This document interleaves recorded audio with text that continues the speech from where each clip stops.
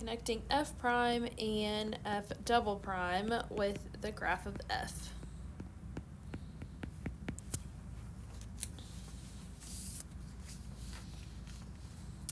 Okay, so the first ones want us to use the first derivative test to determine the local extreme values of the function and identify any absolute extrema. And so we have y equals negative 2x cubed plus 6x squared minus 3.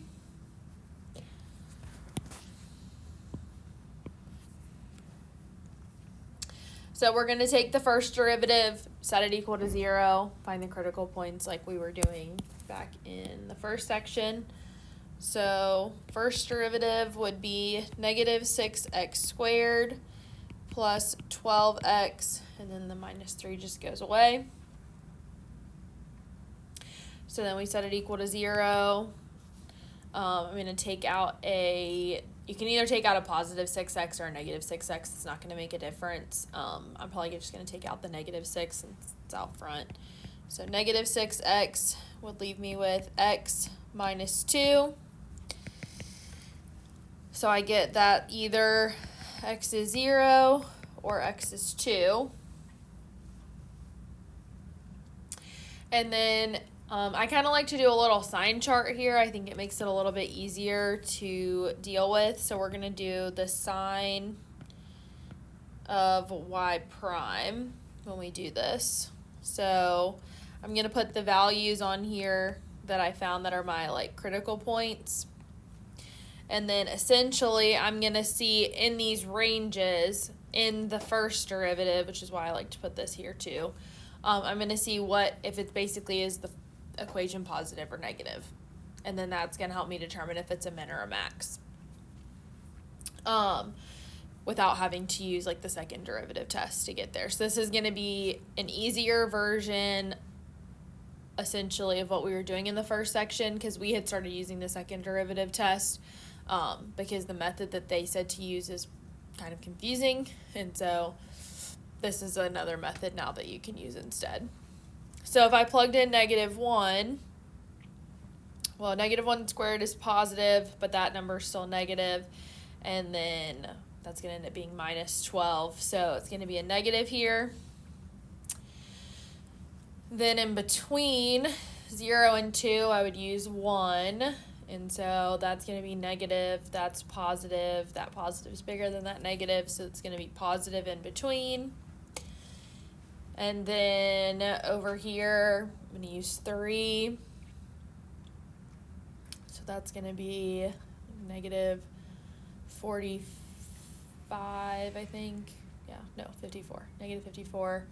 And a positive 36, so that's going to be a negative in here as well.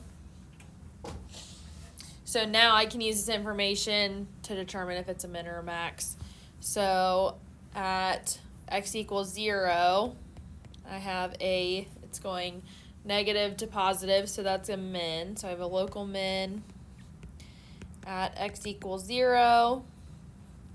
And if I want to know the actual point where it's occurring, some of them, it's kind of weird. Some of them they write one way and some of them they write another way. So just so that we have both notations, it would be at f of 0, which is in the original equation. So if I put in 0, I get negative 3.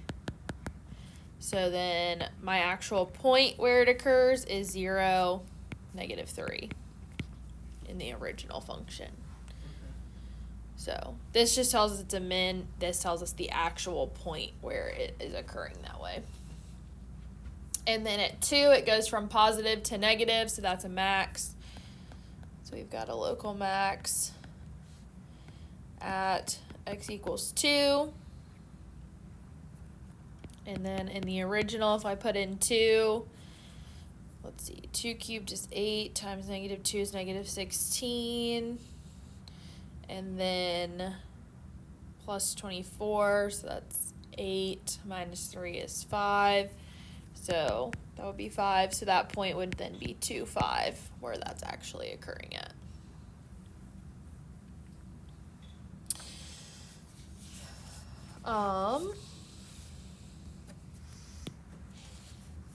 for y equals x times e to the 1 over x. So in this problem, I have things being multiplied, but I also have e being raised to a power that's not just x. So that means I've also got a chain rule here within that. So y prime is equal to, the derivative of the first thing is just 1. So I've got e to the 1 over x plus the first x times the derivative of the second. Well, e to the x is just e to the x, and then we've got to do the chain rule. So this is going to be e to the 1 over x times the derivative of 1 over x would be the same thing if we think about it as x to the negative 1. So that would be negative x to the negative 2. So negative x to the negative 2 like that. And, or if you want to rewrite it as e to the 1 over x plus x e to the 1 over x times, I'm going to put the negative out front, 1 over x squared this way, then we can reduce our x's. So this x is going away and the squared's going away. And so basically now I have, for this particular term here, I have e to the 1 over x for that part. And so I'm just going to rewrite this over here. Minus e to the 1 over x like that. So then now I need to take it and set it equal to 0 and solve. One thing that I see is both of these terms have an e to the 1 over x, so I would factor that out first. I think that'll make it a little bit easier. So e to the 1 over x times 1 minus 1 over x. Set that equal to 0. So I've got e to the 1 over x equals 0 and 1 minus 1 over x equals 0.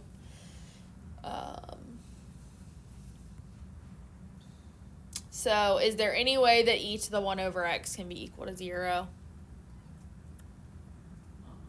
No. So we basically don't have to do anything with that one because there's nothing I can put or make x to make that equal to 0. And then over here, subtract 1. So I've got negative 1 over x equals negative 1. The negatives are going to cancel. And then just flip it over. So x equals 1.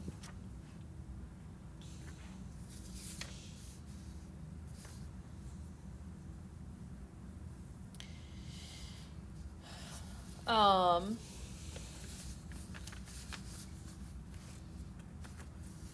did you get the negative x to the negative 2 again? Up here. Yeah. Because basically, I took the derivative, so this was a chain rule. So the derivative of this piece, I did this as if it was x to the negative 1. Okay. So then I just put the negative out front, and then I subtracted 1 from here to do that. I just didn't write it all out. But.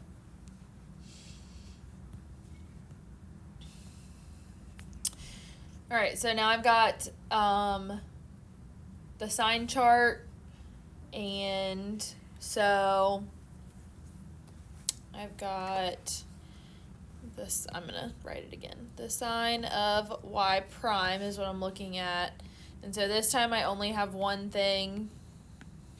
Now, one other thing that I realized I didn't mention, but obviously x can't be 0.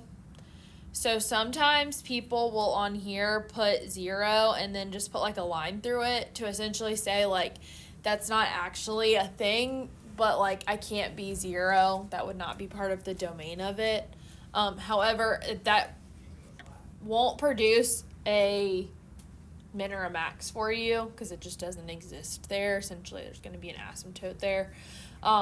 So a lot of times you can just ignore it, but I was just letting you know in case you ever see it that technically like that still applies, that you can't have a 0 in the denominator. But anyways, so this is 1. So, and I guess the other thing is if I choose 0 in this equation, because I would use this one. Like, we can't have 0 because that's going to cause a problem here too. So I just need to choose something like negative. Well, I probably need to choose something between 0 and 1. So I probably need to choose like 1/2 or something like that, because there could be a different sign on the other side of 0, potentially, because of knowing that there's going to be an asymptote there. It could end up causing the graph to do something weird if we're not looking at the graph, and we may not catch it initially. So I would say maybe use something like 1/2 if you see that that's a thing where like there's going to be something that's not in the domain of the denominator or whatever, or in the domain of the function. So if I use 1/2, then that would give me e squared, and then over here, if I put 1/2 here, keep, change, flip, I would end up with 1 minus 2, so that would be a negative. So that means that this area in here would be a negative. Now, I'm going to put the 0 here and just put a line through it, just so that I can see that I chose a number in between there. But on the other side, I don't see any numbers that like would be an issue, so I can use whatever. So I'll probably just go with 2. So I've got e to the 1/2, that's going to be positive, and then 1 minus 1/2, that's also going to be positive. So that means that this region here is positive.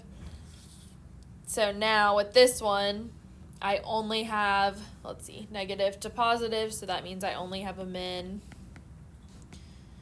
So I have a local min at x equals 1, and then we do it at the original to find the point. So f of 1,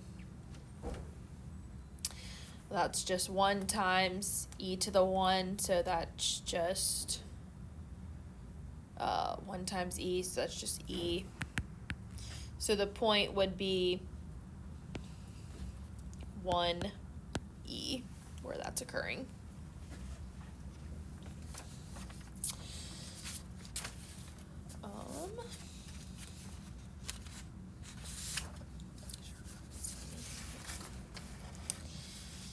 Let's see. Use the concavity test to determine the intervals on which the graph of the function is concave up and concave down. So this is going to require us to go all the way to our second derivative to look at concavity, and then we're going to be using a sign chart, but for the second derivative instead to determine what's happening. It tells us to do that, right? Or is it just... It says to determine the concavity, so you would just have to know that you're going to need to use the second derivative to get there. Or it's not necessarily the second derivative test. I mean, it kind of is. But the second derivative test is technically what we did in 5.1, finding the min and the max. We're just using the second derivative, evaluating or setting it equal to 0 to find the points where the concavity changes, and then we're determining if the concavity is changing from basically to concave up or to concave down based on what's happening, if it's going from negative to positive or positive to negative. So it's more or less going to be the same way that we find a min and a max, because concavity is obviously, this would be concave down, this is concave up. So it's kind of the same thing of like, okay, if it's a min, it's concave up because of the way that it's going to work out. But you just have to, this is where it gets kind of tricky though, because like with these ones, we're going into the first derivative to determine if it's a min or a max. But when we're checking concavity, we're checking it in the second derivative equation. So you just have to watch for that and just make sure you pay attention to those like little details, because they can be kind of the like thing that people mix up really easily, which is why I like to write over here where what I'm plugging it into, because it kind of cues me in of like, okay, I went into the first derivative here, or like back in 5.1 when we were doing stuff, I was like, okay, we're plugging this into the original equation just so that I know what's going on. And why I also like this notation over here, even though technically they were using y, this way it shows me, okay, this is my original equation that I plugged this into. So yeah, technically we're using the concavity test is what this is called, but it's similar to the second derivative test. So number 8, y equals negative x to the 4th plus 4x cubed minus 4x plus 1. So I'm going to take the first derivative. I don't need to do anything with it. Now, what I would tell you is that I potentially might ask you more of a question on the quiz or the test and be like, okay, find the local min and local max using the first derivative test. And then I might say, then use the concavity test to determine where it's concave up and concave down. Just in like one question, so that you're not having to like go through this whole process on like multiple questions. Yeah. Since we had kind of already, obviously we did 5.1 and 5.2 before break, a lot of times I lump everything into one giant question. So if I'm going to do that, like I'll let you know so we can like review all of that stuff. It probably wouldn't be bad to review anyways, but just be aware that sometimes I throw things together so that you don't have 82 questions when you can just have one. So, and have to do the whole process, because like concavity test, okay, you're going all the way to the second derivative. It's like, well, I already found the first derivative. I could have just gone one more step and finished the problem and not had to like start over again. So, especially on the more complicated ones. So first derivative of this would be negative 4x cubed plus 12x squared minus 4. Don't need to do anything here because I'm going all the way to the second derivative. So second derivative would be negative 12x squared plus 24x. 4 goes away. So now I'm going to set this equal to 0 and solve. So I'm going to take out a negative 12x. And that leaves me with x minus 2. So I've got that x is 0 or x is equal to 2. So these are the two values I'm going to put on my sign chart now. Do this over here. So I've got 0 and 2, and I'm just going to note that it's the second derivative so that I know that that's what I'm plugging it into. So if I plug in negative 1 to this over here, I've got let's just do this one. I've got a negative here, and then, or wait, yeah, negative, and this would also be negative, so that means that this whole region is negative.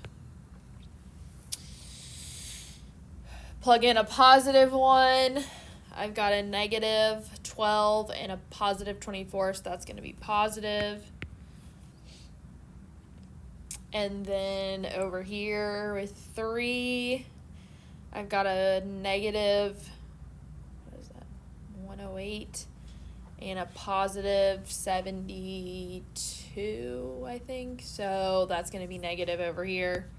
And if you remember, we did sign charts in pre-cal, like we did it where when it was already in like factored form, we were like, we would do like, okay, well the first term was a negative and the second one's positive. So then we would do underneath and say, okay, so this whole region is blah, blah, blah. You can do that too if you want. So now it is, these are going to be like ranges that we're giving. So it's going to be an interval notation and a range where it's concave up and concave down. So it's concave up where it's positive, concave down where it's negative. So concave up from 0 to 2. And then concave down from negative infinity to 0. Union 2 to infinity.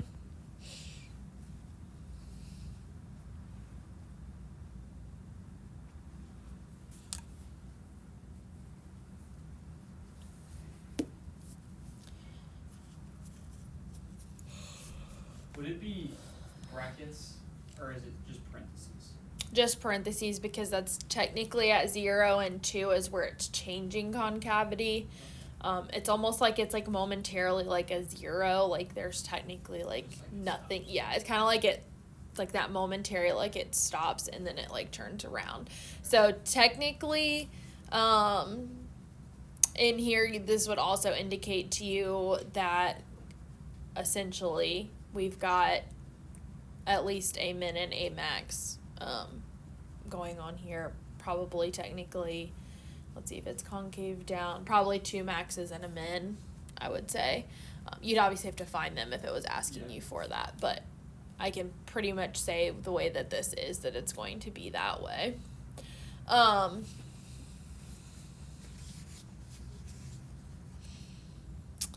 Let's see. 12 y equals e to the x for 0 less than or equal to x less than or equal to 2 pi.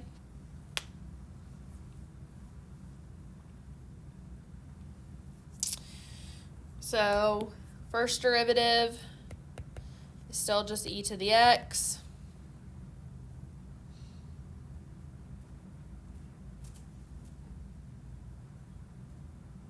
Second derivative is also just e to the x.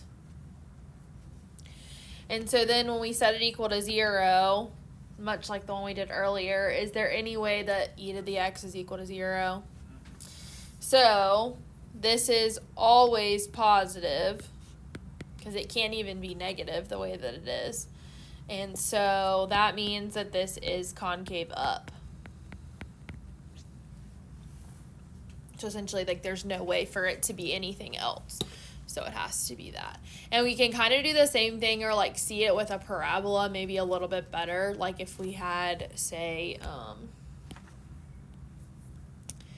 something like y equals x squared plus 3x plus 2.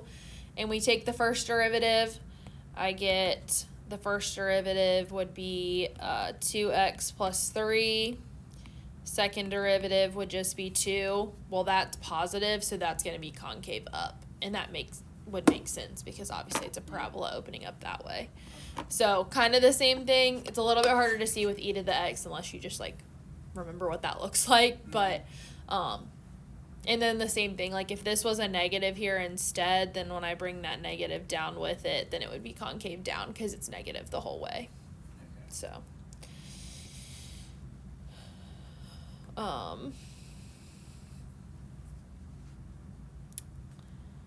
what's next?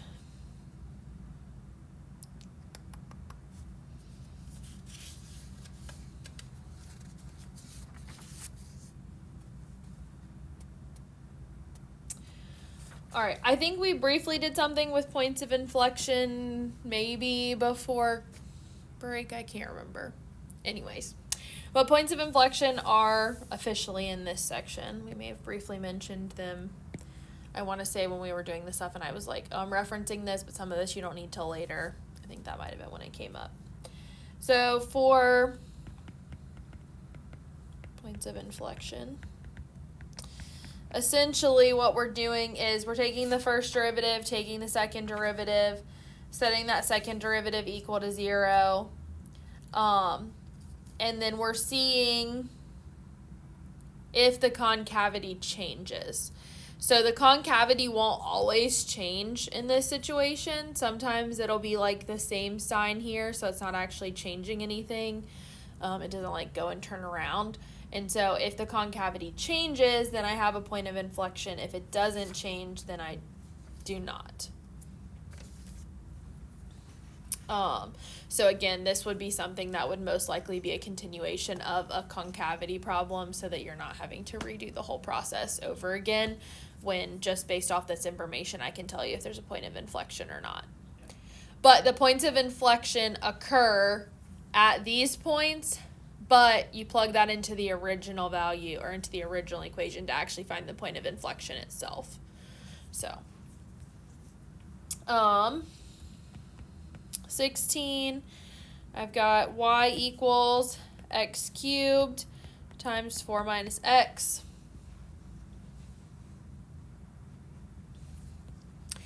So honestly, with a problem like this, rather than trying to use the product rule and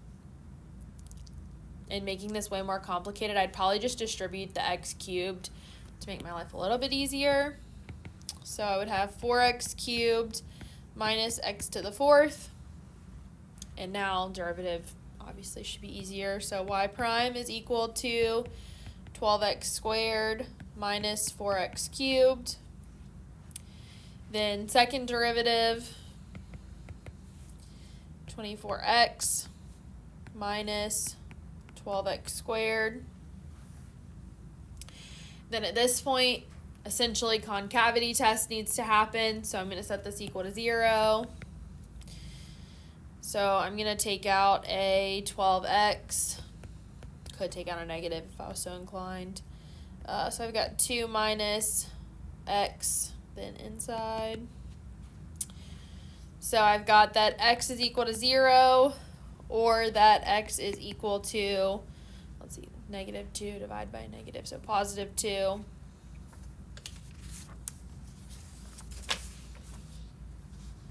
It's like this is not the same problem that we did up here. No, it's not. Okay. So then I'm going to do the concavity test with 0 and 2. And the second derivative. So negative 1 in here, that's a negative, that's a negative, so that's negative. In here between 0 and 2, plug in 1, that's positive, that's negative, bigger positive, so that's positive. And then over here, if I choose 3, that's positive. That's a pretty big negative there, so that's going to be negative. So they're not asking me in this case if it's concave up or concave down, but it would essentially be the exact same interval as the previous problem, even though it's not the same problem. And so the concavity changes.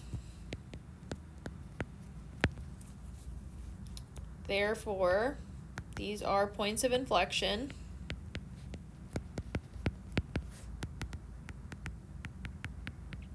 And it's possible that, like, it may be, like, say it could have gone negative, negative, positive, or something like that. It's possible that one point could not be a point of inflection, but, like, the other one could. We don't see that, like, a ton, I don't feel like, but it is possible. So just, anytime I have it where the concavity doesn't change, I always go back and look and make sure I did my math right to make sure that, like, okay, I didn't just, because it's literally the difference of a positive or a negative sign, to make sure that I didn't, like, just make a mistake. But then if I'm like, okay, I'm confident that I did this right, then you can go back and say, okay, yeah, I only have 1 point of inflection, or I have no points of inflection, or whatever. And so then we take the points and we plug them into the original.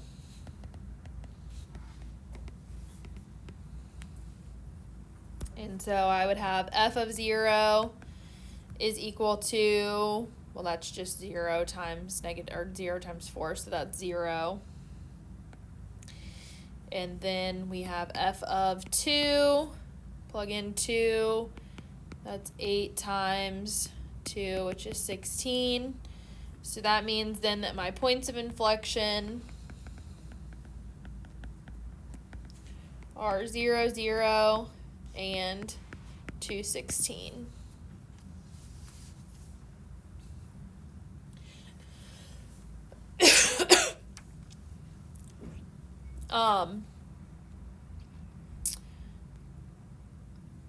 I could do the same thing up here, just so that we wouldn't have to go back and do another entire problem. Since the concavity changes, I could go back up here and find the points of inflection. So if I put in 0 to this, I would have a point of inflection at 0, 1, and then at 2, it's going to be negative 16 plus 32, so what is that? 16 minus 8, it's 8 plus 1 at 9. So then at 2, 9, I would also have a point of inflection on that one. But hence why I usually lump these problems together.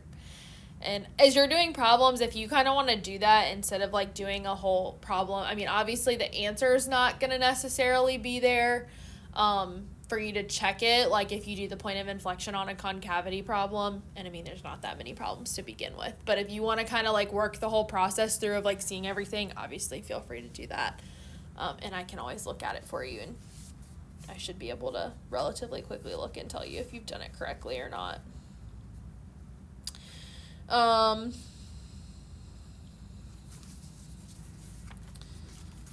see what's left.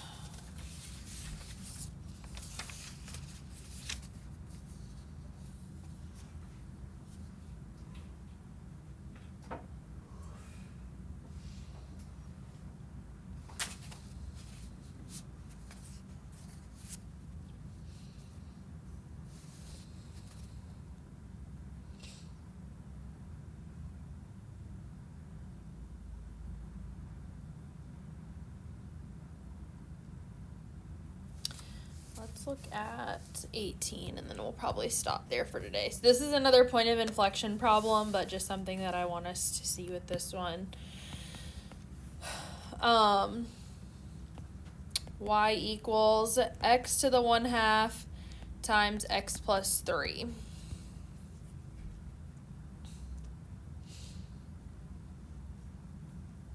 So initially with this one, I'd probably kind of do the same thing I did in the last one of like going ahead and distributing just so that I'm not worried with my product rule. So that would give me x to the 3/2, because that would essentially be 2/2 there. And then plus 3x to the 1/2. Can I put this in the box right quick? How about not interrupting my Oh, I'm class? sorry, my fault. I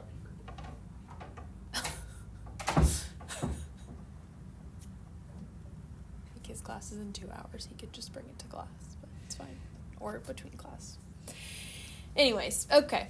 So first derivative would be 3/2 x to the 1/2.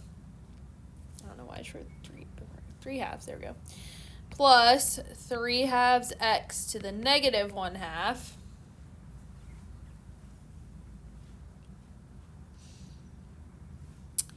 Then second derivative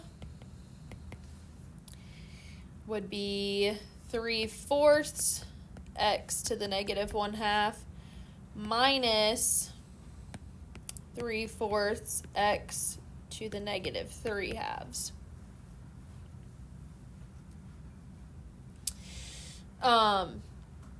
So at this point, obviously we're setting stuff equal to 0 and solving. We could, technically speaking, take out a 3/4 from both things just so that I don't have to deal with them, because in the end, they're going to disappear anyways. I could also take out an x to the negative 1/2 with the 3/4, and then essentially this one's just going to go away. And then over here, I'd be left with x to the to the negative 1. There we go.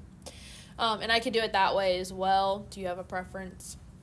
I would probably take out the 3/4 x to the negative 1. Okay, so we'll go ahead and do that then.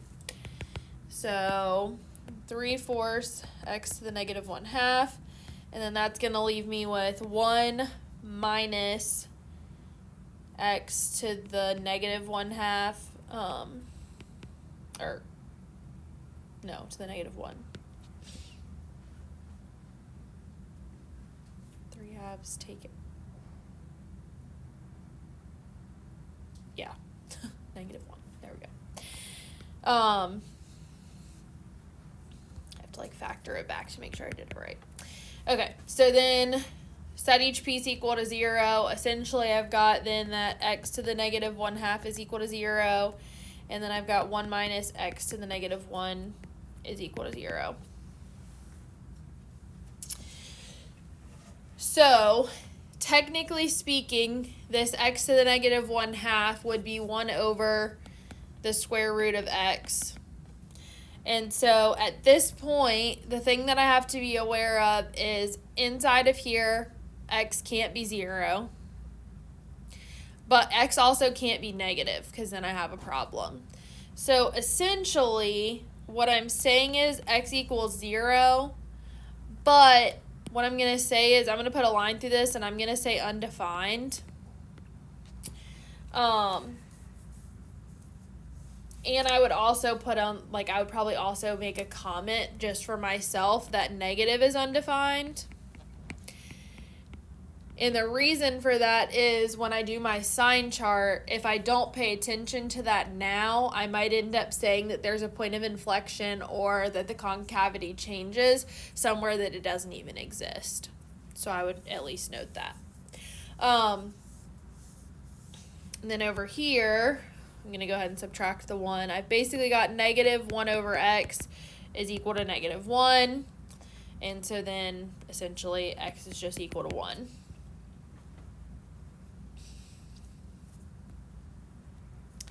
So when I look at my sign chart for my second derivative, I'm going to put 0 on here, but I'm going to essentially note that this is undefined.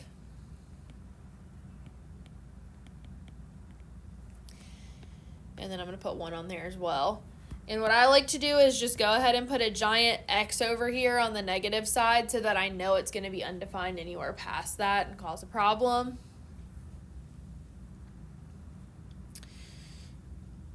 And so now between 0 and 1, if I use 1/2 in the, which version of the second derivative do I want to use? I'm going to use this factored one because I think it'll be a little easier. So if I use a positive 1/2, that's positive there, even though that sign is negative, and then times 1 minus, that's 1 over 1/2, so minus 2, so that's going to be a negative. So that means that that area is going to be a negative there. And then at 2, that's positive. Wait. 1 minus, that's going to technically be 1 over 2, so that's positive. So that means that this area is positive here. So the concavity changes here at 1, and so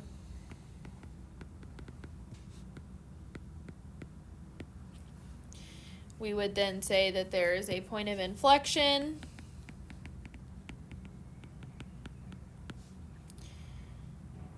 at 1, and then that goes into the original. So in the original, that would give me just 1 times 1 plus 3, so 4. So that just gives me 4 for my point of inflection. So 1, 4 for the point of inflection on that one. Any questions on that? All right, we'll pause there because there's not a ton of time left. Pretty much the last stuff in this section is particle motion, and looking at the velocity and acceleration and describing the motion of the particle. Essentially, like, is it moving to